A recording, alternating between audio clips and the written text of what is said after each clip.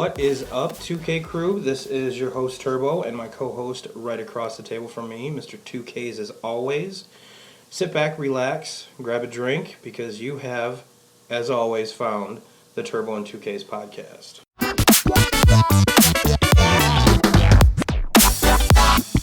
All right, well, we've got a pretty full slate this week for you guys, so let's not waste any time and let's jump into it. We've got some hoops, some college hoops, some NBA hoops. We're going to try to squeeze in some NFL and also some Bigfoot talk. So stick with us, and then at the end we do have some listener comments that we'll try to get to as well. So the big major thing this week, and it's kind of a disappointing fact to me, and well, before we get too far into things, I do apologize, folks. I am a little bit down in the dumps, a little bit nasally, so but I always like to think here at the Turbo and 2Ks podcast, we play hurt.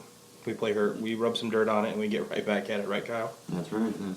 All right, so the first thing, and it's rather disappointing to me, is the new iTunes rankings as far as sports podcasters go.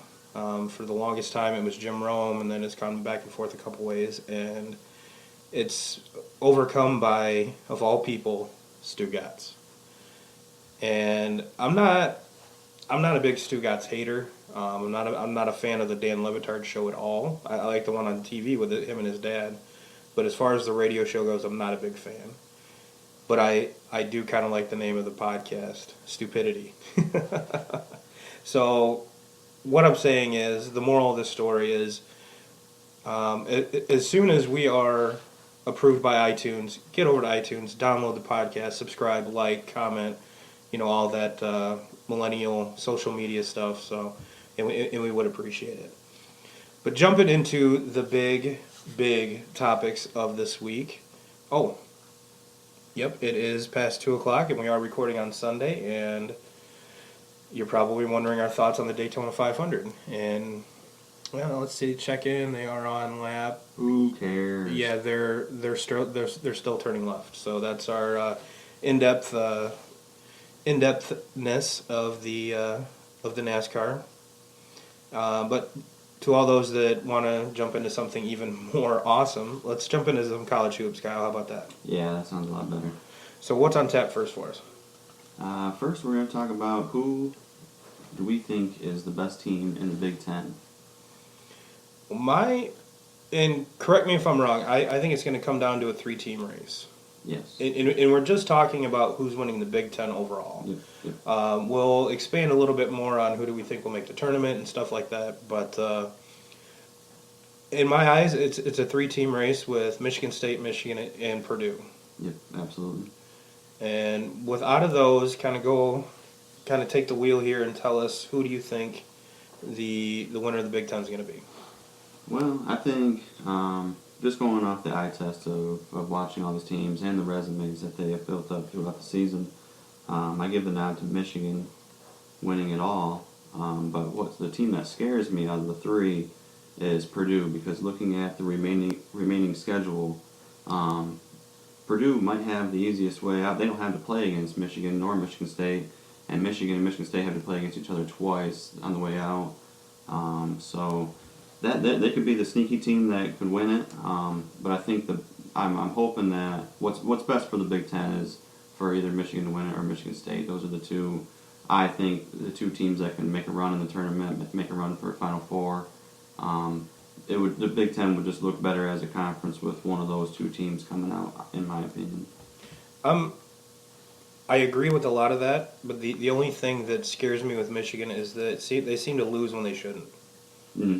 They get hyped for the big games, and they don't even win the big games. They blow the teams out. Well, yeah, looking back at North Carolina this year, they just blew them out. Villanova, I think that was about a 30-point game at Villanova. Yeah, that was a nasty game. That was a nasty game for sure. And that's why I kind of give it, going back to who I think is the best in the Big Ten, Michigan has just kind of, their resume speaks for itself. They have lost a couple games. The Penn State one, there's really no excuses on that. Iowa, Wisconsin, those are the 3 losses this year, all 3 of them being on the road. And that's the thing with the Big Ten is There's not as top heavy as what the Big Ten normally is. You know, we don't have teams with NBA draft picks on there and all that, but top to bottom, I mean, there's no night off. You have to, I mean, you just have to protect your home floor, win all those games, and when you go on the road in the Big Ten, it is going to be a dogfight no matter what. And that, getting back to the strength of schedule and everything, that's why I'm choosing Purdue to win. I'm not saying they're the best team in the Big Ten. I just think the way everything's going to fall out is they're going to win the Big Ten. But regardless, all three, Michigan, Michigan State, and Purdue will be in the big dance. So that, and this compared to years past is rather weird. Like we were talking off air, is that there's no team that just jumps out at you. No. There's no, lottery pick from any of the Big Ten teams. And not to say that that's the reason why I kind of think the Big Ten isn't as strong as this year. But on the flip side, it might make them stronger because it's deeper. Yes. Yeah. It's deeper because there isn't that, jump out at you, number one team that's just going to fly through the whole schedule. It's going to be a dogfight, and they're going to beat up on each other. And, like I said, I totally agree with the strength of schedule you're talking about with Purdue. And, I mean, even if Michigan State split their home and home, or the home team serves court there, you're still dropping a game. Yep. You're still dropping a game. Yeah, and potentially Purdue could win out. I mean, looking at what's remaining on their schedule, I mean, there's a good chance they win out, and yeah. Yeah. So, with being in agreement that we do think the Big Ten is weaker this year compared to last year, are there any other conferences you think that are kind of going in the same trend? I mean, the Big Ten can be easily compared to the ACC as far as there's no night off. I mean, they're probably looking at both conferences. There's probably 6-7 teams coming that are going to be in the tournament from each conference. You can't say that about any other conference. That's very true. That's very true. So, and I'm right there with you on that. So let's move down the list here, and a lot of you folks might not know this name, so we kind of want to bring it to light. And to be honest with you, I didn't even know how to pronounce his name until this morning. I thought his name was J.A. Morant, and it is not. I thought he was taking a page out of a J.A. Adande's book, but it is Ja. That is a nickname. I forgot when I Googled him, I forgot to write down what his real name is. But if you guys have not been following, this kid is pretty legit. He's a guard for Murray State. And just to kind of give you some stats here, he's 6'3". He is a sophomore, and he's averaging a little over 24 points a game, over 5 rebounds a game, and over 10 assists a game, and that puts him 5th in the nation for assists. Like I said, he does play for Murray State, and the big, I'm not going to say controversy, but discussion around him is, do those numbers only resonate because he's in a weaker conference, and that is the Ohio Valley Conference? And you're probably asking yourself, well, who the hell's in the Ohio Valley Conference? Because I had to look it up myself, and it's teams like Austin Peay, Belmont, Eastern Illinois, Eastern Kentucky, Jacksonville State, Morehead State, Murray State, Southeastern Missouri State, SIU, Edwardsville, Tennessee State, Tennessee Tech, UT Martin. So, Kyle, my question to you is, are you buying into the fact that these numbers are coming from playing a lesser competition, or do you think that's something that if you were a GM for one of the NBA teams and you have one of the top 4 lottery picks, would you spend that lottery pick and take him over any of the Duke kids? Absolutely. I have him on my list. I have him as number 3. So I'm pretty sure we're all in agreement. The top 2 are going to be Barrett and Williamson. Yes, right? And then I have the third Duke player actually in the top 5 going number 4, and Reddish. But with Morant, going back to talking about Morant, if he was playing in the ACC or something like that. I still think he's that type of player. I think he's gonna. I'm not saying he's gonna score 24 a game, have 10 assists a game, but he's gonna be right there around 20 points a game, right there around 7 or 8 assists a game. He's just that kind of player. He reminds me a lot of D Rose when D Rose was at Memphis, and I mean, and at the time when he was at Memphis, I mean they were really highly talked about. They were a Calipari coach team, but that was kind of when Calipari started to put them on the radar and got them in the tournament. And ended up getting all the way to the finals, I think. Yep. And when they were beat by Kansas on the Chalmers 3, but no, before that time, Memphis was really not any college basketball powerhouse. Yeah, you're very right. But I mean, I compare when I watch him, I think of D Rose, watching him in college a few years back. And that was what a lot of the scouts were kind of saying there. It was kind of a comparison between both Derrick Rose and Russell Westbrook. And with I was more on the Russell Westbrook camp in that. But here's kind of my take on this. And listeners, that's why you listen, is to A, make fun of us for stuff we mess up, and B, kind of our insight. Let me ask you this question. Let's not ask a question. I'll just come straight out with it. Before the one and done, teams had no problem drafting right from high school. So are you trying to tell me that the Murray State team, his conference, his competition, is any worse than a high school team? I'd like to think that if they're D1 athletes, they're better than most high school teams. Mm-hmm. So, as a GM, I wouldn't be so at arms, so cautious to draft someone coming out of a weaker conference. Because, like I said, hell, the Lakers did pretty good with Kobe. Yeah. Cleveland did. Steph Curry. Yeah. Coming from Davidson. Yeah, exactly, exactly, and so. In basketball, I really don't think it makes that big of a difference. Mm-hmm. Football, I mean, that's a whole nother discussion for a whole nother day. But and one of the things I really like about him is his Twitter handle is IGotGame_12. So yeah, if you guys want to check him out, go ahead and it wasn't a shameless plug for him. I just thought it was a rather nice and awesome Twitter handle. But yeah, that's kind of. That was my takeaway the most is why now, especially when they're trying to get rid of the one and done rule altogether again, or have some sort of compromise where you have to stay for 2 years or come out of high school, whichever it is. Why is this coming up now with this strength of schedule or strength of competition when you could draft a player right out of high school? And getting back to what I said, the NFL, I mean, it probably makes a lot more difference that way, but yeah, you can't compare the two.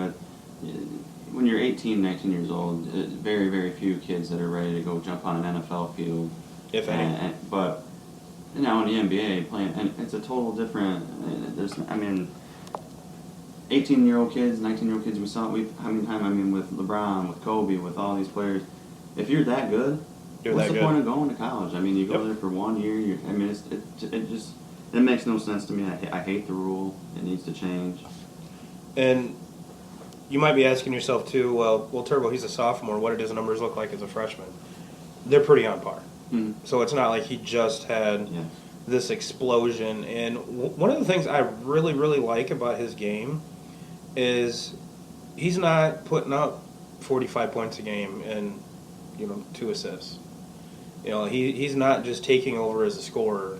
He's actually playing within his team.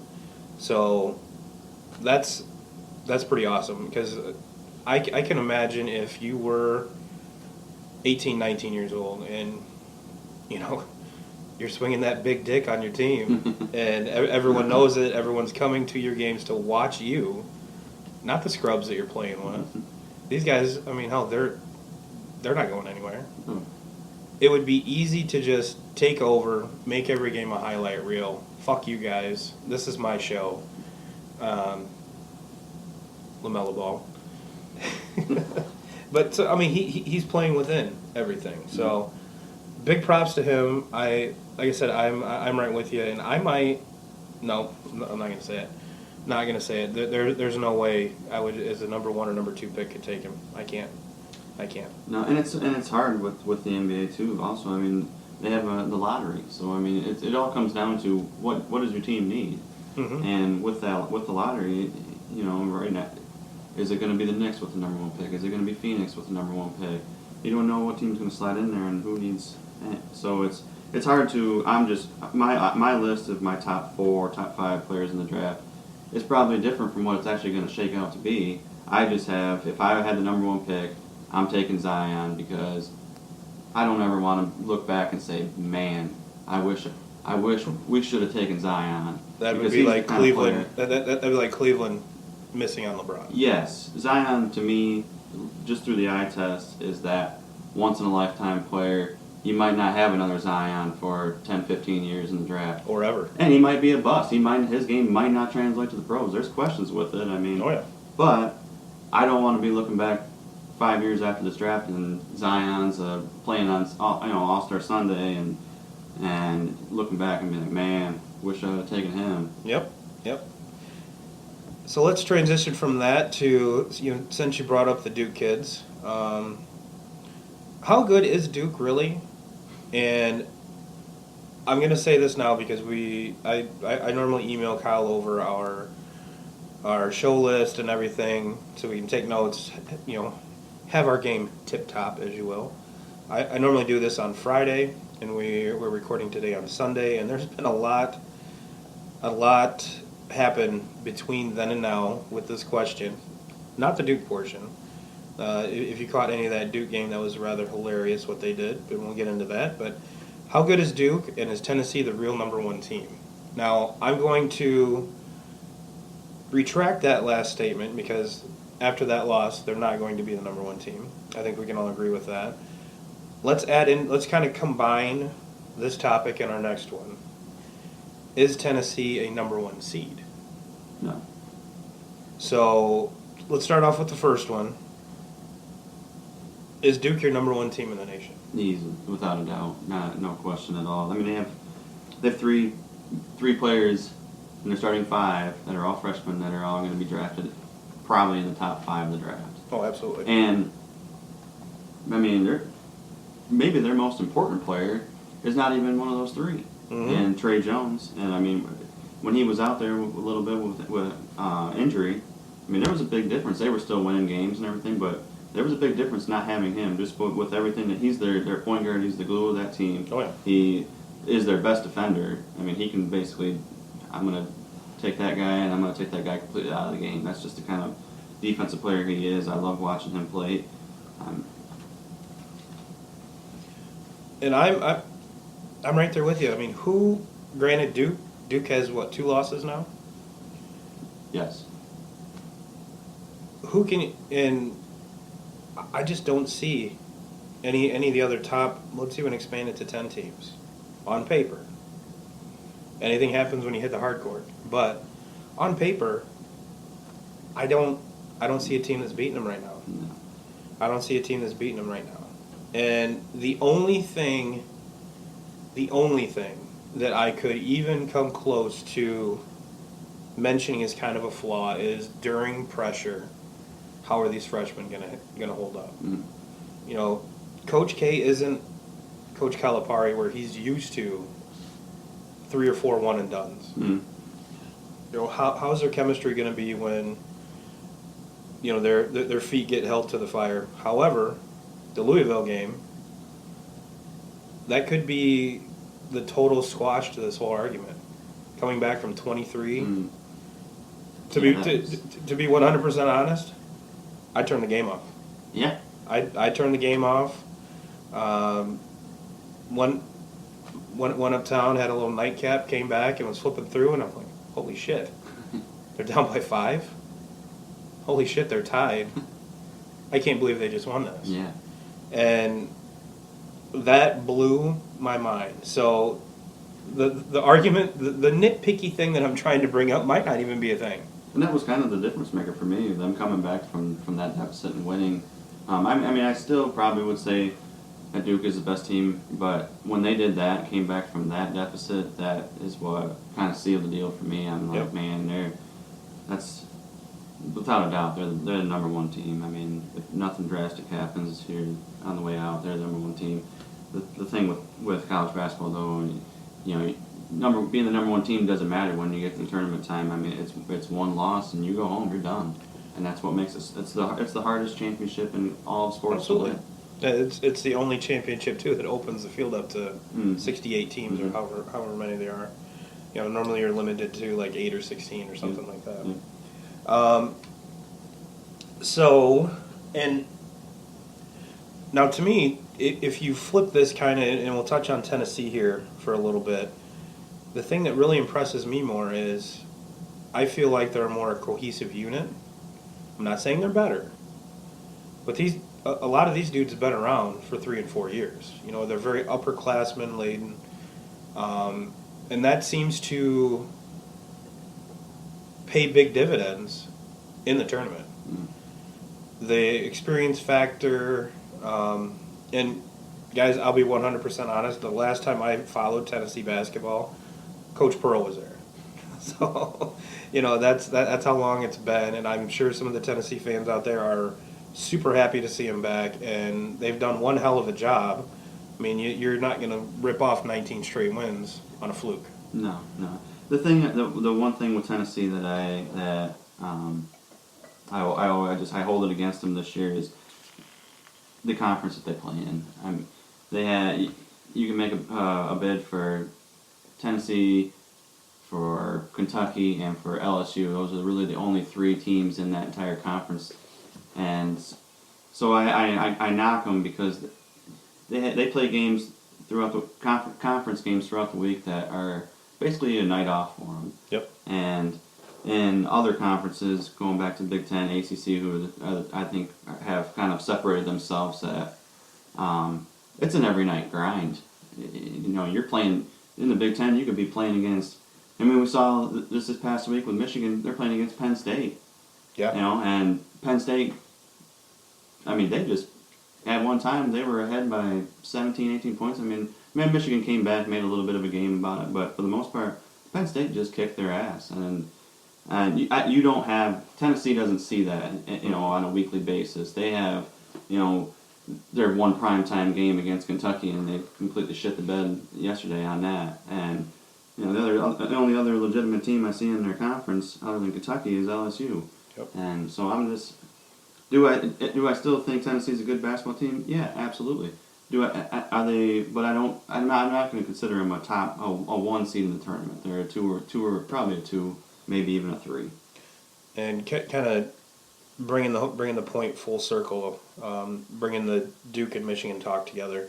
Right before I left the house today, ESPN had their projected number 1 and 2 seeds up, and as a good podcaster, I probably should have written this down or taken a photo of it. But the one thing in looking at that chart was they said that the way they had theirs set up is Duke was the number 1 overall seed, and Michigan would have been the number 2 seed in that bracket. And if that's the case, that's going to be a fun bracket to watch. Yeah.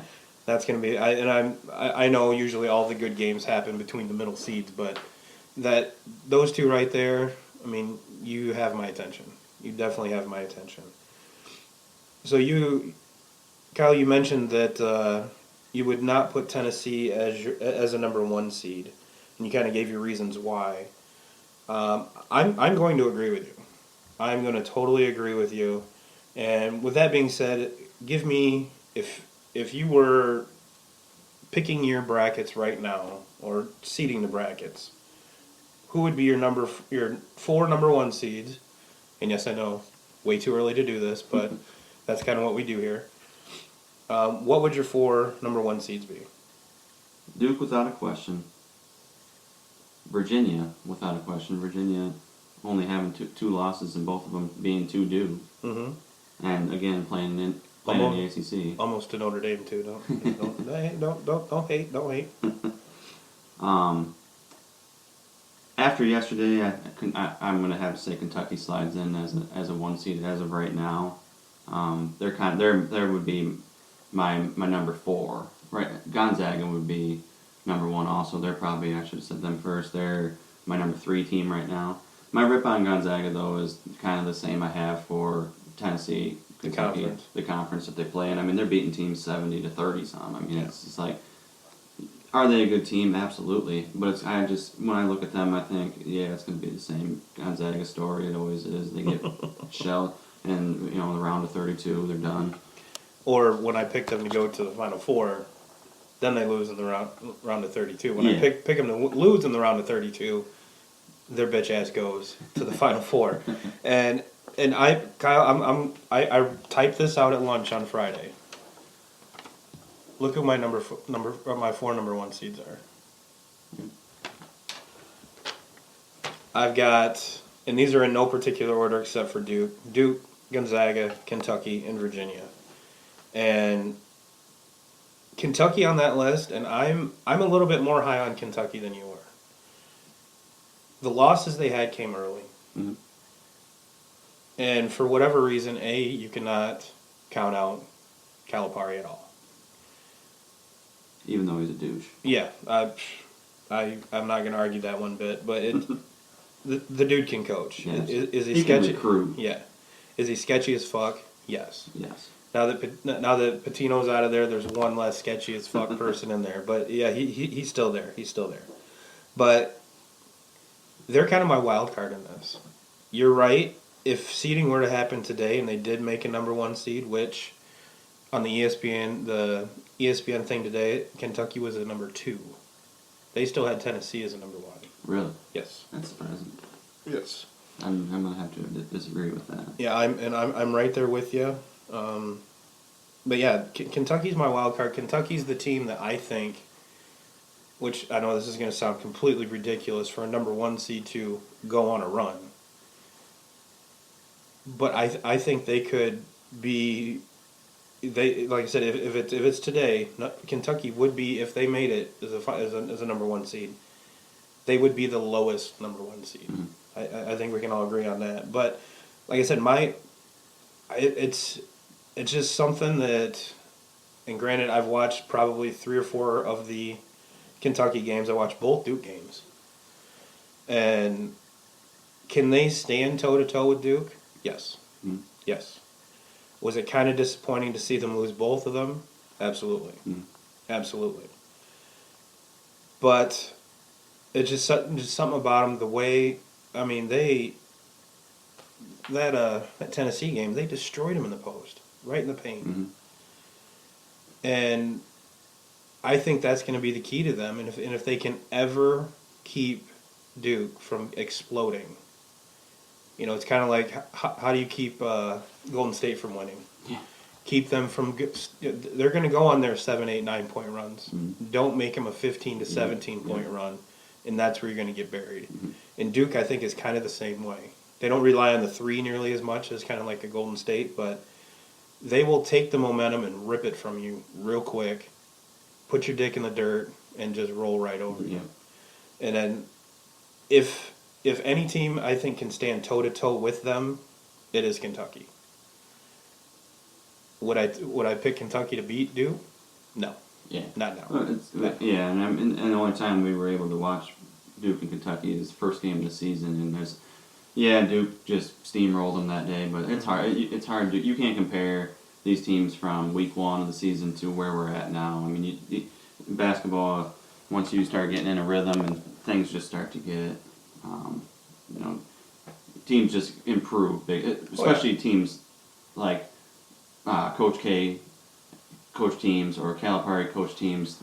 If you have a good coach, you're going to do nothing but improve as the season goes on. Well, then your team's going to be more of a cohesive unit. The first game, they didn't know what the strengths and weaknesses were of each other. Mm-hmm. Even looking back at it, that first game, myself included, I'll include myself in it. I thought all Zion could do was dunk. Yeah. Did not know he had an outside game, Mm-hmm. which I'm pretty sure there was a lot of other commentators that get paid millions of dollars. Didn't know that either. Mm-hmm. And I have a feeling that the first time Coach K was asked about that, I think I remember the press conference. His face was a little surprised too. I really don't think he thought he was getting that much of a complete package. So, But going back into like, we obviously we agree on the top four, but the door is still wide open for especially these Michigan State, the rest of the way out. Yeah, their schedules are going to be pretty tough, and they have to play against each other twice on the way out. But for one of those two teams, if they can get on a run and get hot right now, they could. I don't see them jumping up to surpass Duke if Duke keeps on winning like they should. But they can make themselves, the three, maybe even the number 2 team in the nation. Also, if they can, especially if one of those can win both of those games, I don't see it happening. I see Michigan probably protecting their home floor, but I don't see Michigan being able to go to the Breslin and beat Michigan State twice. I just don't. Right. I don't see that happening. And kind of piggyback off your comment there, if they do make that, if either one of those teams do make that run, enter the Big Ten tournament, that stretch of games undefeated, and win the Big Ten tournament, you're going to have a crazy dangerous team on your hands. Oh yeah. And both teams, Michigan and Michigan State, well coached. Yeah, and this is the time. This is the time of the year right here where teams you kind of see that maybe 1-2 teams that just get hot this time of the year and they start winning. And they go on the tournament and they win. You see it with Michigan last year. Michigan was. You can make a case that they may not have even made the tournament last year if it wasn't for getting hot at the end and going on and winning and getting the automatic bid for winning the tournament. And then they make a run all the way to the finals. Yep, that's very true. It's this time of the year. It's kind of who gets hot at the right time and who can carry that throughout to the end. And that's why this is, as a basketball fan, this has to be one of the most exciting times of the year because this is kind of the put up or shut up moment. This is to separate the good teams from the bad. The oil and water, will it separate? And to get that momentum, get that chemistry, and get that, for lack of better terms, eye of the tiger mentality, and just take your whole schedule over, shit on it, and then get to the tournament hot. This is not the time where you want to limp in. Mm-hmm. You do not want to limp into the tournament. So let's take that and kind of move from the college ranks to the NBA ranks. And the thing that jumps out, well, obviously this is All-Star Weekend, and I will admit I did not watch a single minute of the dunk contest. I did not watch a single minute of the three-point contest or the skills challenge.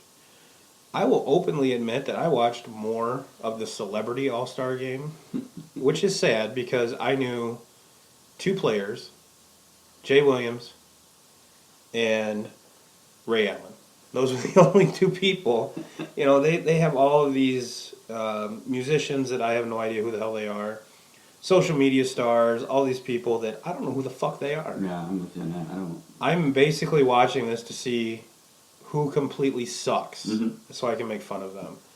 But, and I know this isn't in our notes here, but there was some kind of cool things that did happen with the skills challenge, the 3-point contest, and the let's be honest, the dunk contest blows. Oh, it's terrible. I couldn't even, if you had all 4 of those guys stand in front of me and go, all right, Turb, which team do they play for?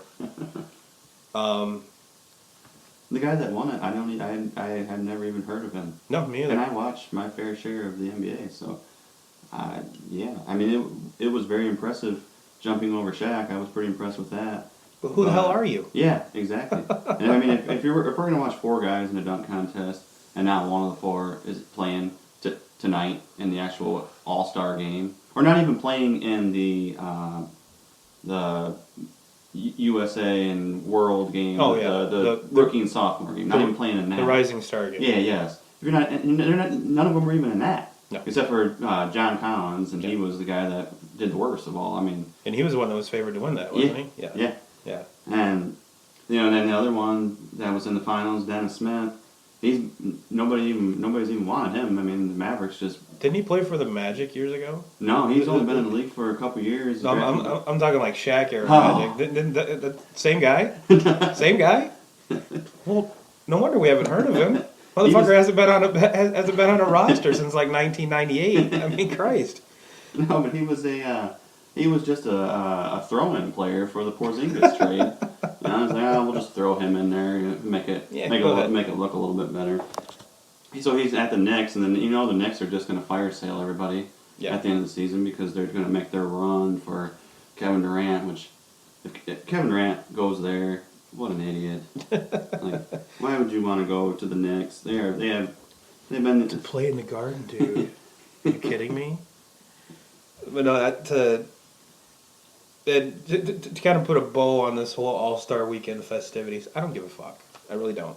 No. I mean, some of the stuff that you see is cool. I do have to give props to Joe Harris on winning the 3-point competition. That field was loaded. I mean, and Joe Harris, I mean, he faced Steph Curry, arguably the best shooter of all time. Yeah. Faced him, beat him in the finals.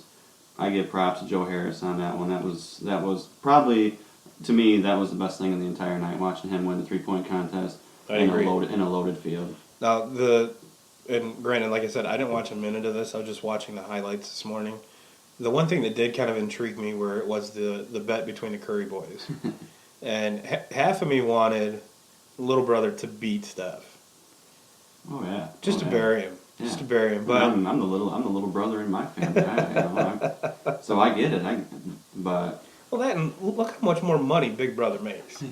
I mean, come on. Yeah. Come on. And for those that don't know, the Curry brothers made a bet that whoever placed lower between the two had to pay airfare for their parents every time, and we're talking for the rest of their career. Every time that they face each other, the loser had to buy the parents airfare to the game. So that's kind of what we're talking about. And to me, and obviously other analysts as well this morning, that kind of stole the spotlight from it and kind of took away from a very well-deserving win for, again, a guy I didn't even know who he was. So that's kind of, and Kyle, if you have anything else to add to kind of tie this bow onto that, and because we both know the game tonight isn't going to mean anything. No. It is going to be, a game sucks when Vegas puts an over-under at 301 points. Give me a fucking break. And excuse me. One of the things that Kyle Kuzma was the MVP of the Rising Stars game, and that was actually kind of the highlights I saw from that were kind of impressive. He came right out, owned it, said, "Hey, that $25,000 a player bonus, we wanted that. we wanted that money." I almost enjoy watching that game more than I enjoy watching the actual All-Star game. Me too. Me too.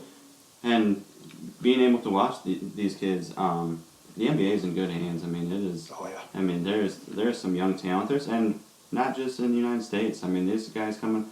I'm watching Luka Doncic coming over from and playing for the Mavericks this year. I mean, he has kind of made himself maybe my new favorite NBA player. Watching him. Oh, I'm going to go out on a limb and say with the acquisition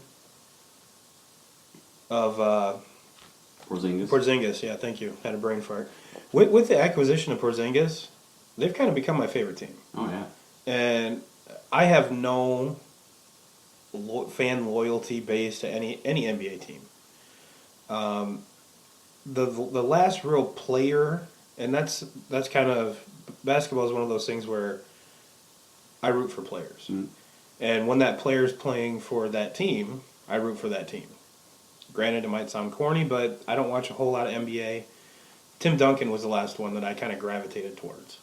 He was that old school throwback fundamental, and night in, night out, give you 24 and 10. Mm-hmm. That was kind of the last guy that I gravitated towards. And I'm not saying I was a huge Spurs fan, but when they were making their runs and under Coach Popovich and especially it was really really fun as a kid watching Tim Duncan and David Robinson together, the Twin Towers. That was pretty legit. But yeah, just to kind of put a sidebar on that. And the thing with the Mavs, I mean, you got Porzingis, who, correct me if I'm wrong, he's maybe 23, 24, and then Luka, who is 19. Yeah. I mean, they're set up. They're set up for if they can lock down the contract with Porzingis, and they're going to have some cap space to be able to make a splash at something else too. And I mean, it's not going to be now, but next year they get Porzingis healthy and get him back on the floor. It's going to take a little bit to get Porzingis back into the groove, but they're scary. They have the potential to be scary, and Mark Cuban's he's gonna want to win. He wants to get back to them winning ways. And oh yeah, and what would really really be neat, even though I have a feeling this is Dirk's last year, is to see all three of those European dudes on the floor at the same time. That I'm weird. I know, but to me that would just be neat. And it's so fitting for Porzingis to be there after Dirk. I mean, he's the closest thing we've seen. Pass the torch. Yeah, to being Dirk. And I mean, because in my opinion, right now, Dirk's probably the greatest 7-footer perimeter shooter, isolation player that I've ever seen. I mean, there was a time, a lot of people probably forget it, but 6, 7, 8 years ago, he was probably the face of the NBA as far as overseas, players from the overseas, and he was incredible to watch. I would say he's the best European player ever. Absolutely, ever. But yeah, let's kind of slide it. We kind of got off track there, which is fine, because usually that's when the best discussion starts is when we slide off track. But looking at the NBA going forward, since this is the All-Star break, what would happen? Would the world stop spinning on its axis? Would ESPN blow up? Or would Skip Bayless have a heart attack if the Lakers miss the playoffs this year? Or all of the above? Because I think it is a legit chance that it could happen. Oh, yeah. Do I think it's going to happen? No. They'll slide in at a 7 or 8. And what I would argue is, would it be good to slide into that 7 or 8, not go in the lottery,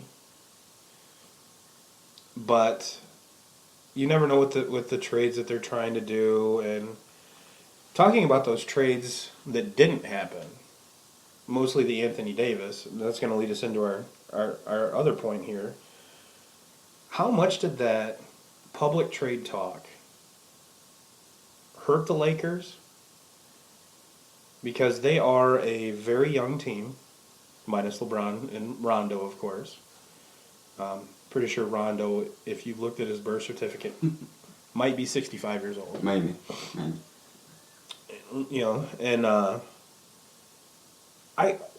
if I was one of those young kids sitting back going, all right, pack my bags. Mm-hmm. I'm going to be a Pelican. Whatever hell sound they make. And Cody Brazeman, by the way, I would still throw hands to a Pelican. It's easy to throw hands to a Pelican when a Pelican doesn't have any hands, kid, so come at me. But I think that might have been the dagger in the coffin that totally separates this team. But on the flip side, we've seen team controversy like this with other LeBron teams. And they've still made the playoffs. They've still made the finals run. Are the Lakers making a finals run? No. No, not even close. Not even close. And getting back to the 7 or 8 seed, what good is it going to do? Yeah. You're going to go against either a Rockets team or Golden State. Or Denver. I mean, Denver in that discussion. Yeah. I don't see them winning a 7-game series with any of them. No. With any of them. And I know there's going to be a lot of people that are going to get a hold of me, type in, Will Turbo, LeBron took that garbage Cavs team all the way to the finals. Yeah, well, that garbage Cavs team went to a very, very soft Eastern Conference. Yes. Let's remember that. Is it still commendable? Is it still badass what he did? Absolutely. Absolutely. But that Eastern Conference didn't have KD, Curry, all those guys. And a Rockets team that, granted, that's a whole other discussion. What the Beard's doing. But, yeah, to me, I would much rather miss the playoffs than get that 7 or 8 seed. Now, with that being said, what does that do to LeBron's quote-unquote legacy? I think that's the part where you need to sit back. If you're LeBron, just take that kick in the dick. Mm-hmm. Like, yep, you know what? I went to a young team. I'm here for the long haul, not the short haul. Mm-hmm. And Kobe missed the playoffs too. Well, Kobe in his prime could not take this team the way it is right now and be more than a 7 or 8 seed in this day and age right now. I'm sorry. There is no ifs, ands, or buts about that. But to me, it seems like the only people that are making a huge, well, obviously we're making a huge deal out of it, but is folks like us in the media, in social media. What would it do to LeBron's career, his legacy, his brand, to miss the playoffs? Oh, I think it would hurt for sure. The thing that irritates me a little bit with LeBron is he knew what he was getting into as far as coming into this with a young team, and he wasn't gonna compete for a championship this year. No. But him and Rich Paul, the agent, have kind of split that team up halfway through the first season being there, as far as talking about all these big trades and trying to get to Anthony Davis, and all it's doing is just pushing everybody away from. Yep. All these young kids know I'm not going to be here much longer. They don't want me here. They have to. How are you going to get the best out of these kids if they already have the mindset like, well, my days as a Laker are numbered. Yep.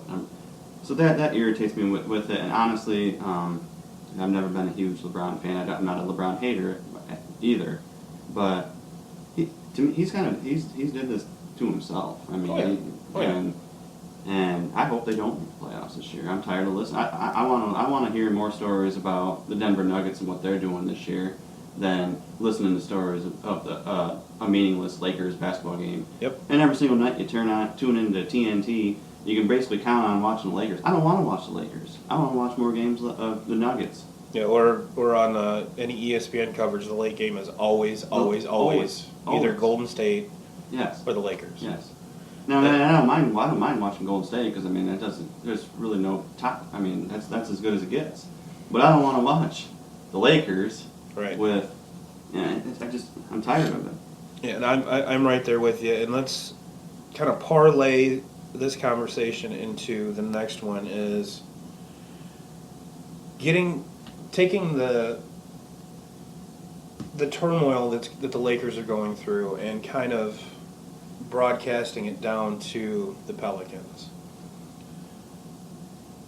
How much of a garbage dumpster fire is that fucking organization right now? Okay, you did step one. You fired your GM. Great. Good for you. Good for you. And if you were going to fire him, did ownership want those kids from the Lakers and get rid of Davis? Because I have a very, very good feeling that that's going to be the best package that they're going to get. Pretty much the whole Lakers squad, minus LeBron. And there's some good pieces in that. Kyle Kuzma's a baller, dude. He's a baller. Would he be a baller in New Orleans? No. No one can be a baller down there. Anthony Davis is barely a baller down there. The only reason he is because he's a freak of nature. Yeah. And he's getting back to that once-in-a-lifetime talent. And Anthony Davis in the right fit is probably the third best player in the NBA. Yes. I mean, that's how good he is. Oh yeah. And people don't even talk. I mean, this is the most we've talked about him since he's been a Pelican. Is he had to go out and say, "Hey, I don't want to play Yep. for the Pelicans anymore," for anybody to start talking about him. Yep. And because of him, we got reminded of rules where the Pelicans couldn't just shut him down for the rest of the year. You know, that's against the NBA rules, which I didn't know. Mm-hmm. This rule kind of came about with Coach Popovich setting down his players for quote unquote rest, where people were at away games and stuff. They didn't even make road trips and stuff like that. Which This whole thing was just a publicity stunt. Oh, I mean, that's all it was. It was basically they were going to throw his name out there, and they knew the Lakers were going to bite on that because everybody knew that LeBron wants to bring in two. They want that big three there, and LeBron wants Anthony Davis. That's why LeBron got Anthony Davis to get Rich Paul as his agent, and that was all the big plan. And the only reason the Pelicans did all this is to basically say, no, LeBron, you don't own the NBA. You don't get to decide what happens in this. So you can throw all these names out at us, and we're just going to make you look stupid in the end with nothing. You won't make the playoffs, and we don't even. And the Pelicans were just saying, "Oh, we're just out to get LeBron this year. We don't even care what we put on the floor." Yeah. It's just a joke. And then Anthony Davis goes out and plays, puts up 3 points. Yeah, 3 points. and then gets a shoulder injury, gets himself hurt, and it's just it's a joke. How on God's green earth can you go out and say, I want to trade? And on top of that, I'm going to have the audacity to say, I want to trade. Here's the teams I want to go to. Which management kind of has to listen to, because no one's going to give you what you want for him. When you could just bolt. And not re-sign with your team. Mm-hmm. Ask Toronto next year when they try to sign. And just because these guys say that they'll stay. I mean, we're looking at this now with Kyrie in Boston. Yeah. He said at the beginning of the year. He made a commercial with his dad. Yes, he's going to be a Celtic. Yeah. And now, and a lot of it, the media, makes it hard. Kyrie could be completely 100% Celtic, and we just don't know it. Right. But there's a good shot that he's gonna bolt, and then that deal that the Pelicans think that they're getting from the Celtics, if Kyrie doesn't stay, they're not getting that deal, because the Celtics are not going to get rid of Tatum. No. They're not going to get rid of Tatum for. They shouldn't get rid of him. Period. No. I'm right there with you on that. Right there, and I hope that this dumpster fire that they created actually the fire department doesn't come. I hope it burns down the whole house. I really do. All right, so we're getting up close to that 1 hour mark, so we're going to save the NFL for next week. And we did have a couple more NBA points. We'll save those for next week. We'll keep you guys on the hook for that. And we'll kind of jump into some viewer mail, or not really mail, just comments. But I wanted to give a couple quick shout-outs to some folks that did comment on a few things on our Facebook page. So if you did not know we have a Facebook page, it is www.facebook.com/Turbo and 2Ks podcast. And if that doesn't work, go ahead and search Turbo and 2Ks podcast, and it will pop up. But I did want to give a big shout-out to our boy Nick. And Nick had a question. And this is verbatim. Could you guys talk about how much Tyler Chatwood sucks, and also the thoughts on your thoughts on the current Cubs bullpen?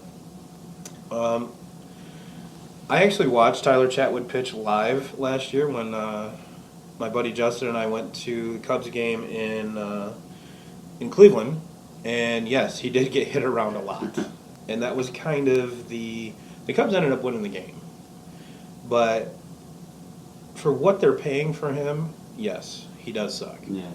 He does suck, and it's one of those things where maybe, and Nick, I'm sorry, I really wish I could from a baseball mechanics wise, tell you why he sucks. Um, but maybe 1 year with a team, he's comfortable, he'll fall in, and yeah, and Nick, when it all comes down to it, you're a Cubs fan. I know you've been very spoiled as a Cubs fan lately, but come 4 or 5 days after opening day, there's always next year, bud. But to kind of get to the bullpen, that. Who's your closer? Brandon Morrow goes down with an elbow injury. They say it's not anything super serious, but yeah, Shisek is a Swiss Army knife. Yeah. He can do everything, and I'm pretty sure. And I'm going to go out on a limb here and say he actually pitched in every game last year. At least it sure as fuck seemed like it, because you know exactly when he's on the mound with that goofy delivery, which is probably where his success comes from. Yeah, Is absolutely. he hides the ball, deception, things like that. But is this a team that really needs an arm in the bullpen? Yes. Yeah. Yes. And Nick, the shining light in all of this is there's none of the big free agents have signed. Craig Kimbrell's still out there. However, there is a story going around that he's close to signing with the Braves again, which would be a homecoming for him. But which makes me sad. I wanted him back in Boston, but I since figured out why they didn't or haven't signed him yet. But yes, Nick, things aren't as bleak as they seem. Keep your chin up, and big shout out to Christian, which you guys will be annoyed with him on our show from time to time. He will be joining us, I'm sure, here pretty quick, and you guys will learn to love him because his perspective is very different than mine and Kyle's. He is, for lack of a better word, a moron. And he actually took time out of his day to comment a very elaborate comment on Nick's post. It says, might as well talk about how the Cubs suck, period, Nick. And let's preface this with Christian is a White Sox fan. I have to agree with Christian on this one. Yeah, but a White Sox fan cannot talk trash to a Cubs fan. No, that's true. That's true. Granted. I don't want to hear any. I'm honestly, I don't want to hear any Chicago input ever. Don't. No. The only thing positive that could come out of White Sox camp right now is them signing either Bryce or Machado. Oh yeah. And it pains me to say this, but they have kind of built up their they have potential to be. They have a great farm system. They have to. They have potential to be very, very good. They have to. When you trade Adam Eaton, when you trade Chris Sale, and the price tag they got for Chris Sale was fucking huge. Yeah. The Red Sox went all in on that. Oh, absolutely. And it worked. Oh, yeah. It worked. Oh, yeah. But I think it's going to work on both ends. I think the White Sox are, they're probably going to, they might be a year away from it yet, but they're probably going to be, and that American League Central is wide open. Yeah. It was, nobody can argue that was not the worst conference in baseball last season. It was an absolute disgrace with really Cleveland being the only team relevant at all. Yeah, and I kind of read somewhere that, and Cleveland's even down this year. Yeah. This could be a division that could be won by a 500 baseball team. Yeah. Which kind of leads me to Tigers fans. Don't feel bad. You could actually mess around and win this. Doubtful, but it could happen. And with that being said, guys, we love hearing from you. We want to give you shout outs. We want to answer your questions. And I was telling Kyle earlier, or right before we went on air, we did have 51 people download the podcast, and I kind of wanted to save this towards the end, even though I should have led with it. our podcast was picked up. It was obviously 51 people have downloaded the podcast, and which were to be 100% honest, I got on there today and thought, well, I hope 20 people listen to it. And we doubled it. So we have not been picked up by iTunes yet. I'm still waiting for the approval letter, but we did get picked up by a company called Stitcher, Stitcher. They do have an app. Go to your app store, type in Stitcher for podcast, and search for Turbo and 2K's podcast, or go to our Facebook page. There is a link to the first podcast. Go ahead and click on that, and it should prompt you to go to your app store to download Stitcher. And when you do that, go ahead and subscribe so you can get notifications whenever we do go live again. But to kind of wrap up the show here, and I've been purposely dragging my feet on this because this story is kind of out there, and I want to make sure I get the absolute details right. For those of you that don't know, Jose Canseco is back in the news, and for a rather odd reason. And hold on tight, because this is a 100% legit thing that he's doing. You can go Bigfoot hunting with Jose Canseco, and not only Bigfoot hunting, but UFO hunting. And you might be sitting back asking yourself, well... where do I sign up? Yeah, here we go.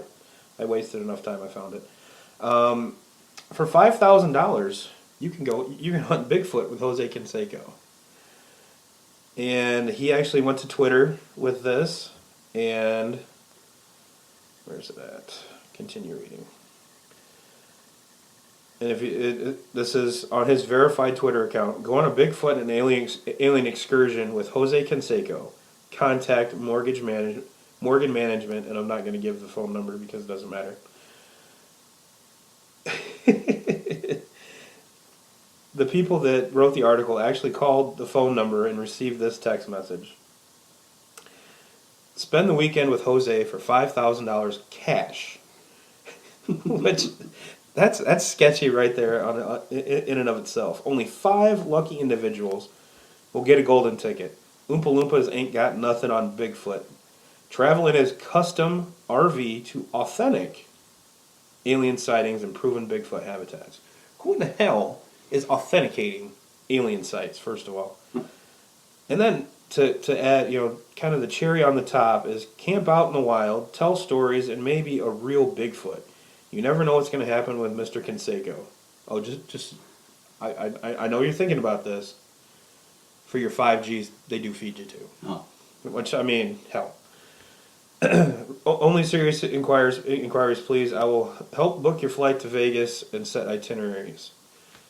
So, if you guys really want to know the scoop, if you want to know everything there is to know about steroids, about being a mediocre baseball player, a good power hitter, and how to... What's the word I want to use? It's not extort, because people are actually purchasing this. But how to, let's just go out and say it, steal. He's stealing people's money. Yeah. Because I could do the same thing. My parents have a camper. It's Turbo's custom camper. You know what? I'll even do it for $1,000.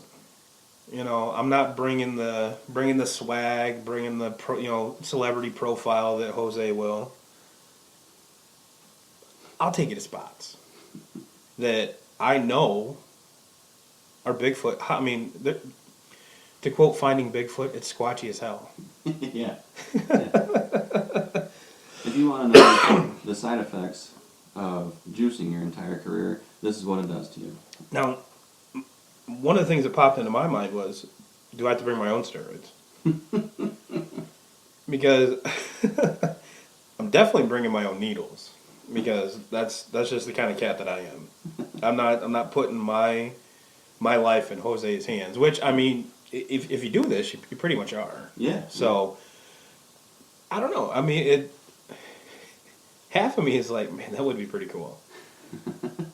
and yes, my buddy Justin sent this to me last week, and of course the Dan Levitard show picked up on this. Of course. And they wanted to make a deal with whatever production company that's putting this on. They said that they would buy all 5 spots if they got to record it. And they said no, of course not. No. Of course not. The reason being, they are in negotiation for someone else to film this already. Oh. Which, could you imagine a Netflix special on that? I don't even want to. Oh man, what look at the Juicefoot tracking Bigfoots and aliens with Jose Canseco. All right, well, enough ridiculousness. We've kind of taken up enough time here. I do want to thank you all for listening. Continue to subscribe to the podcast. Like the Facebook page. Shoot us an email, turboand2ks@gmail.com. We will read all, or at the beginning here, we will read all of the viewer mail. We will respond to your questions. I really like to respond to them in a like this. If it's something direct, I'll take care of it on Facebook, and I'm sure Kyle will too. Mm-hmm. But yeah, for all the juicy subjects, and please do not be offended if we respond your comment with wait till the podcast. Mm-hmm. Because A, then you'll get your name in here. Yeah. And B, you give us things to talk about. So it's kind of a win-win. So thank you, Nick. Thank you, Christian. Thank you, fucking Jose Canseco, because you made a great wrap-up for the show. And until then, stay tuned. 2K Crew, we love you. Hit us up anytime on social media. Use the hashtag 2K Crew. And if we do find something, we will give you a shout-out. Until next week, Jim Rome, we're coming for you.